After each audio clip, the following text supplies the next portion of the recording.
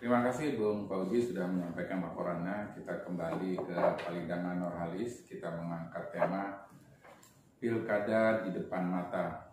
Tanggal 9 Desember Pilkada berlangsung dan di studio sudah ada Ibu Andi Tentri Sompa dan Ibu Andin. Semuanya hampir sama ya. Iya, mirip-mirip namanya. Hampir tepur-tepur Dan bagi pendengar yang ingin turut bergabung berdiskusi silakan di 0811 51 11410 atau di 0511 32 51 562. Saya ingin masuk ke soal yang lebih substansi. Kalau tadi kita bicara soal teknis, nah yang lebih substansi kira-kira yang sangat penting kita sampaikan kepada warga masyarakat di waktu yang sangat pendek ini kira-kira apa, Ibu Andi? Kalau saya selain harus menjaga kesehatan supaya pas hari H itu bisa datang memastikan diri untuk hadir dan memilih secara tepat, juga termasuk ke pengawas ya, termasuk kepada penyelenggara, utamanya KPPS. Usahakan jangan begadang. Jangan begadang. Oke, ini ada yang sudah bergabung. Halo. Waalaikumsalam. Wah. Ya, silakan, Saudara.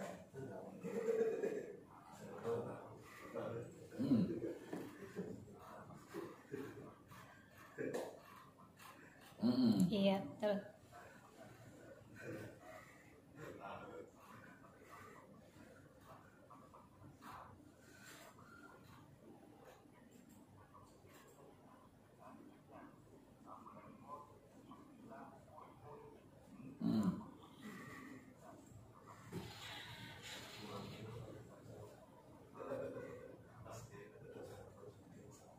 Nasi kotak gitu Pak ya.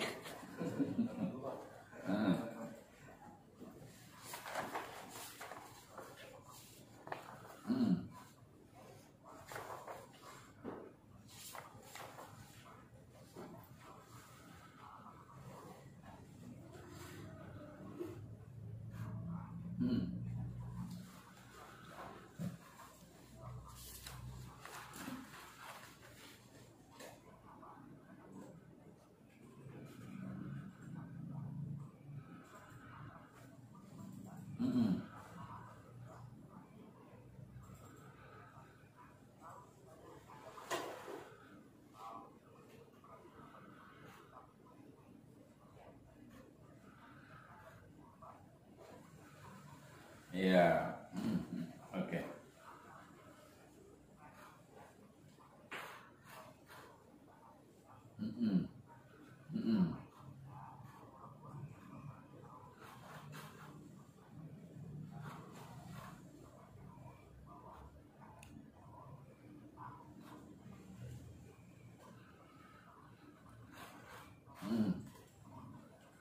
Ya.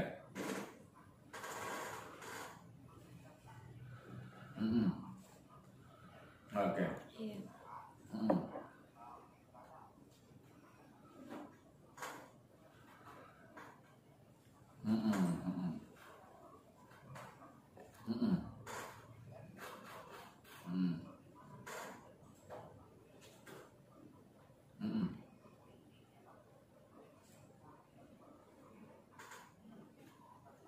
Oke.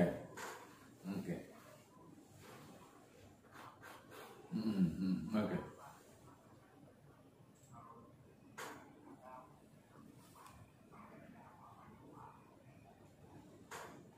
Oke.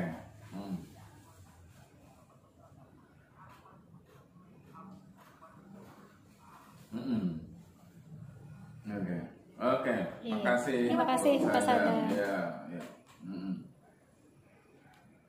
Amin. Waalaikumsalam warahmatullahi wabarakatuh. Jadi harus ada edukasi yang gencar menyangkut money politik. Money politik. Ya, memang dua hal tadi, kesehatan sama jangan sampai money politik. Ya, kalau musia kedua-duanya. Nah ini salah satu cara nih, acara ini adalah bagian dari sosialisasi. Bagian dari edukasi. Terancam, lalu kemudian demokrasi menjadi buruk karena money politik. Iya. Siapa Ibu Andin? Namanya mirip, jadi kami saling memandang gitu kan. Oke Pak, ini bagus ya pertanyaannya tentang money politik dan juga tambahan cost politik Kos tadi. politik. Jadi money politik itu biasanya kayak serangan Fajar, serangan Duha, serangan Iso dan lain-lain. Nah kalau cost politik ini juga menarik Pak, karena memang banyak dari yang calon-calon yang sedang terpilih sekarang itu dia melakukan cost politiknya kayak gini misalnya. Kunjungan ke masjid ngasih sajadah banyak atau ngasih ambal. Terus juga mampir ke panti asuhan misalnya nih ya, ngasih nasi kotak banyak tapi gambarnya gambar dia gitu. Itu sudah termasuk Ya, dari yang tuh. cost politiknya Apalagi tadi. ini kan bansos segala macam. Iya, masih bansos sangat pakai dengan alasan COVID foto segala dengan macam. nomor dia kan istilahnya sudah termasuk dengan money politik dan cost politiknya itu dia menjual berapa nomor pemilihan dia misalnya nomor 1 atau nomor 2 silakan dipilih dengan ditempel di stiker terus dibagikan itu kan istilahnya membuat orang merasa menjadi beban gitu karena sudah merasa mendapatkan istilahnya kayak gratifikasi ya hadiah gitu lalu akhirnya membuat orang beban ini harus saya pilih akhirnya jadinya kayak gitu. Sebenarnya kalau untuk edukasi tentang money politik ini sudah dari lama ya sejak saya kecil juga sudah dikasih tahu sudah ada cuma memang tergantung dari masyarakatnya kita kan sudah mengedukasi sudah Pembabal kan tahu maksudnya.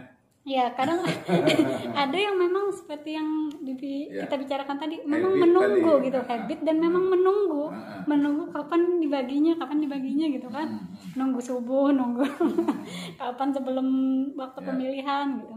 Jadi memang harus ada kesadaran diri masing-masing dari masyarakatnya dan memang dari tim pengawas pemilu juga biasanya sudah sering mengadakan istilahnya memberikan pengarahan sosialisasi kepada masyarakat tentang money politik ini untuk menghindari money politik. Begitu juga dengan para calon yang sedang ikut pilkada sekarang ini juga memang harus menghindari yang namanya money politik karena sedikit saja mereka terbentur dengan money politik itu bisa jadi misalnya mereka menang bisa jadi itu malah membuat kemenangannya cedera Oke. gitu.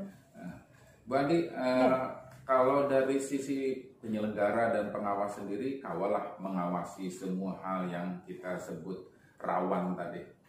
Saya kira tidak mampu. Tidak mampu. Jumlah Perlu ada pemilih partisipasi semua. Dan pengawas itu tidak sebanding ya. Ya, jumlah pemilih dengan pengawas penyelenggara pemilu tidak berbanding lurus. Maka diperlukan apa? Partisipatif. Partisipasi, ya. Jadi Kesadaran Seluruh diri. masyarakat, ya. Partisipasi masyarakat untuk bisa membantu penyelenggara pemilu mengawasi aktif. Ya, terutama tokoh-tokoh, ya kan, Betul. orang-orang yang menjadi rujukan lah, panutan. Kalau di perlu lingkungannya. memberikan himbauan Memberikan kepada himbauan. masyarakat agar tidak menerima money politik. Iya, di Modus dari money politik macam-macam yang tadi kita sudah Ya. sampaikan tadi itu ya lebih kepada memang pemberian sembako, pembagian uang, kemudian kalau sekarang karena COVID ada yang pembagian hand sanitizer, masker dan seterusnya. Tapi itu ada target gitu.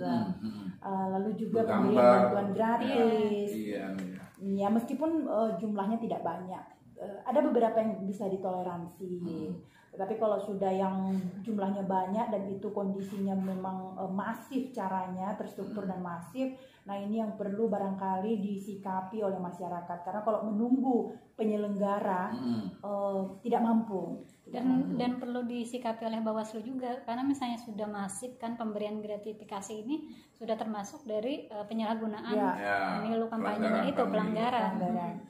Jadi ya memang di sini diharapkan sekali penyelenggara pemilu juga aware ya terhadap masyarakat ketika ada laporan harus tanggap, tidak boleh pilih-pilih, tidak boleh mengatakan oh tidak memenuhi syarat. Kalau memang itu dilihat ada indikasi silahkan ditelusuri. Sehingga karena masyarakat ini kan kita juga tidak bisa berharap bahwa masyarakat itu memberikan full alat buktinya. Tetapi Bawaslu sebagai penyelenggara pengawas meskipun dengan jumlah terbatas kalau sudah ada bantuan dari masyarakat sebagai pemicu silahkan telusuri. Karena itu sudah memberikan ruang jalan bahwa ada petunjuk nih di sini. Melakukan investigasi lebih lanjut untuk memperdalam informasi yang disampaikan masyarakat. Karena kalau mengandalkan masyarakat juga merasa ada resiko. Tidak ada jaminan keamanan untuk mereka. Keamanan melaporkan. Sama orang bisa menganggap kalau jadi baras untuk melaporkan ini. Dan itu juga kewajiban dari Bawaslu kan, tidak hanya menunggu respon dari masyarakat, tapi juga Bawaslu memang benar-benar mengawasi gitu jalannya pemilu yang jujur. Cuman itu tadi dengan keterbatasan anggota Bawaslu perlu partisipasi aktif dari masyarakat. Apalagi yang di ujung-ujung yang tidak terjangkau oleh Bawaslu, oleh media segala macam. Oke, faktor lainnya adalah misalnya gini, sebelumnya kan kita agak khawatir juga soal netralitas orang-orang yang semestinya netral, PNS, TNI, Polri, segala macam itu kan diharapkan netral. Nah, dalam hari-hari terakhir ini kondisinya seperti apa? Iya, ini kita berbicara fakta ya, berbicara fenomena yang terjadi di tengah masyarakat kita. Kalau saya sih menghimbaunya begini, kita boleh punya pilihan, tapi biarkan itu di hati kita. Tunjukkan di bilik suara. Jangan turut mempengaruhi. Jangan mempengaruhi. Biarkan mereka yang sudah dewasa, karena dianggap pemilih itu sudah dewasa, menentukan pilihan. Karena kalau apalagi utamanya ASN, kalau mungkin TNI Polri tidak punya hak untuk memilih, tetapi dia punya keluarga. Keluarga mempengaruhi juga betul sekali, sangat memungkinkan menggiring orang. Nah, usahakan sebisa mungkin tidak melakukan hal itu, tetapi memberikan edukasi bahwa ini program-program mereka. Kalau perlu semua pasangan calon diberikan programnya, ini programnya mereka. Silahkan pian baca atau membantu untuk menjelaskan. Nah, selanjutnya biarkan mereka menakar, biarkan mereka memilih sendiri sesuai dengan keinginannya, yang mana yang pas sesuai dengan keinginan atau apa sih kepentingan dari masyarakat, meskipun itu kebutuhan individu gitu, yang dianggap bisa mewakili dirinya. Jangan diarahkan, jangan digiring, apalagi dipastikan atau diintimidasi untuk memilih salah satu atau salah banyak pasangan calon seperti itu. Bagaimana Mbak Adit yang kelompok-kelompok yang semestinya netral ini? Kalau TNI sama Polri kan memang pasti nggak mungkin. Tapi istrinya bisa loh. Tapi keluarganya. Maksudnya nggak mungkin memilih, maksud saya. Jadi kalau yang untuk ASN tadi biasanya meminimalisir, jangan sampai memanfaatkan jabatan kekuasaan saat dia sekarang mungkin menjabat kepala gitu kan, atau tapi karena ini berkonsekuensi pada karir mereka, nah ini yang membuat sangat sulit sekali. Maksud saya kadang ada ancaman dan lain-lain Pak ya.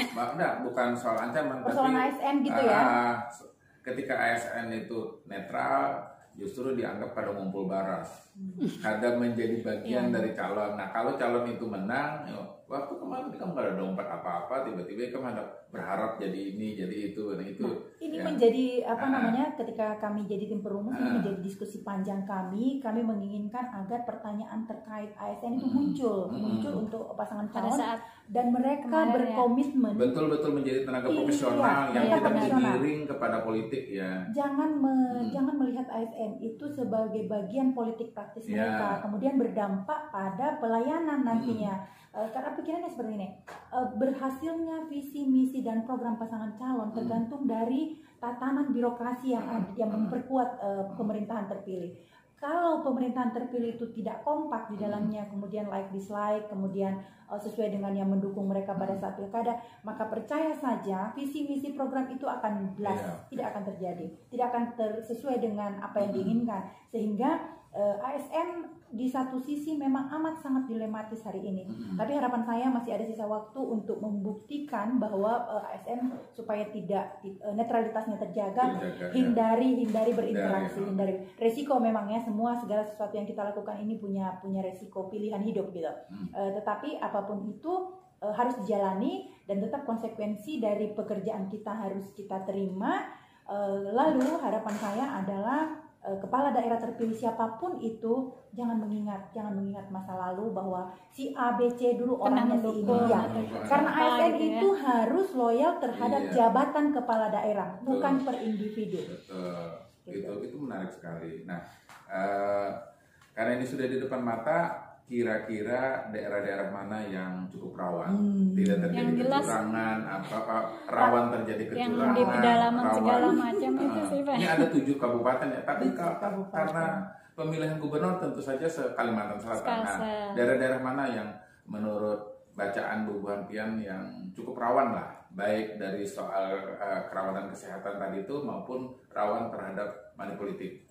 Kalau lo melihat sih daerah seperti Benua Anam, kemudian juga Batolanya itu di kalau Handil Bakti mungkin masih agak dekat dengan Banyumas, Anjir, terus Tamban segala macam, terus juga Balangan tuh juga kan ada yang di gunung-gunung kan tinggalnya di Meratus segala macam, terus juga di Kandangan, terus ada lagi di Plehar itu juga ada yang tinggal masih rawan logistik tidak sampai pada waktunya, ya kan? Kemudian keamanan dari hasil yang terpilih juga kan kita nggak tahu karena perjalanan dari distribusi hasil dari pilihan tadi sampai ke tempat TPS kita nggak tahu kan. Belum lagi yang masalah protokol kesehatan, kita juga mungkin tidak mengetahui apakah mereka sudah mendapatkan edukasi tentang protokol kesehatan pada saat pemilihan di TPS nanti. Katanya tugas harus dirapid dulu ya. Dirapid. Dan harus dipublikasikan kan hasil. Padahal bagusnya swab sih. Iya. Mahal tapi mungkin biayanya ya. Biayanya tidak sanggup. Karena memang faktanya rapid itu banyak yang rapid negatif, non reaktif, ternyata faktanya positif. Padahal menurut saya ya kalau dia reaktif, malah mendeteksi imun kan. Ya, mereka tidak punya daya tahan tubuh malahan. Nah ini juga memang terbentur biaya lagi-lagi biaya gitu ya. Oke, dari mana yang rawan Bu Andi? Kalau berbicara rawan dalam hal apa dulu nih? Rawan satu rawan soal kesehatan tadi, protokol kesehatan, dua rawan terhadap money politik tadi. Nah, kalau kesehatan semua daerah punya potensi untuk karena apalagi bersambung-sambung ya, apalagi kondisi misalnya Banjarbaru hari ini zona merah, dia berdekatan dengan Kabupaten Banjar yang juga melaksanakan pilkada, dia juga berdekatan dengan Kota Banjarmasin yang juga melaksanakan Banjarbaru pilkada juga. Iya, pilkada juga Banjarbaru. Nah ini rawan sekali terjadi, semua daerah itu memungkinkan berpeluang untuk masalah kesehatan ini terjadi. Dari sisi kesehatan hampir merata lah. Iya. Dan kita berharap bahwa COVID ini kalau memang semua kena tetapi tidak berdampak gitu loh, tidak berdampak, artinya sekedar merasa demam tetapi tidak ada gejala lainnya. Nah, yang dikhawatirkan adalah mereka yang punya gejala yang OTG orang tanpa gejala, sakit bawaan, ini yang kita khawatirkan. Dan saya berharap ya kita semua berharap lah bahwa penyakit ini bisa seperti flu biasa gitu, sehingga menjadi imun tubuh kita sudah bisa menangkal. Nah, selain itu wilayah mana yang memungkinkan? Paling rawan sebenarnya daerah-daerah yang incumbent-nya masih ikut. Dari sisi yang petahananya, petahananya masih ikut karena memungkinkan untuk menggunakan bansos dan sebagainya. Atau daerah-daerah yang tidak ikut incumbent-nya tetapi keluarganya, para tokohnya juga terlibat di dalamnya. Pertarungan elit di situ. Iya, dinasti dan lain-lain Pak ya. Mungkin itu. rahasia itu Pak. Itu sudah tidak rahasia umum. Daerah-daerah panas karena ada soal konflik juga di situ kan. Iya. Kemungkinannya ketika daerah itu dianggap rawan. Ini juga mungkin bagian dari edukasi kepada masyarakat dan kewaspadaan bagi aparat keamanan kalau itu bagian dari daerah rawan. Daerah mana itu yang kira-kira pertarungannya itu cukup keras. Nah ini dari pengamatan banyak orang juga, kita juga lihat bagaimana ekspektasi saat kampanye, kemudian saat debat, yang mana yang saling punya serang, paling punya banyak massa pendukung dan juga ini ya presentasi dari ini ya media sosial waktu voting gitu. Ya terlihat juga. Pada saat debat kan kita lihat banyaknya sengit juga ini. Kabupaten Banjar lumayan hangat ya. Banjarbaru juga, Banjarmasin, Tanah Bumbu yang hari ini dianggap tanda petik adalah pertarungan yang layaknya seperti pilpres. Ya sebagian menganggap seperti itu. Kemudian Kota Baru yang dua-duanya massa pendukung dan juga ini ya presentasi dari ini ya media sosial waktu voting gitu. Ya terlihat juga. Pada saat debat kan kita lihat banyaknya sengit juga ini.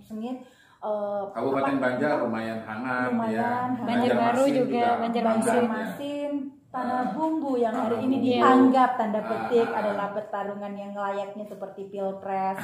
Ya sebagian menganggap seperti itu. Kemudian Kota Baru yang dua-duanya mengusung ada petahana masih ya. Barabai mungkin agak adem ya. Barabai tidak terlalu. Balangan juga agak adem. Balangan juga. lumayan, dan hari Lumayan, ini ya. kemarin ya masih sempat Amuntai ada gimana, laporan. Amuntai belum ikut. Amuntai tidak. Balangan yang hari Ya. ini agak kencang ya. Juga banyak laporan-laporan. Saya kira Tanah Bumbu juga belakangan ini juga ada beberapa laporan. Nah ini tapi dimanapun itu hari ini semua punya tingkat kerawanan, semua punya tingkat kerawanan, sehingga seluruh masyarakat diharapkan partisipasi aktifnya untuk bisa berbuat sekecil apapun itu bisa memperhatikan, mengamati, tetapi jangan lupa bahwa ada protokol kesehatan, mengatur jarak dan seterusnya tetap harus dilaksanakan.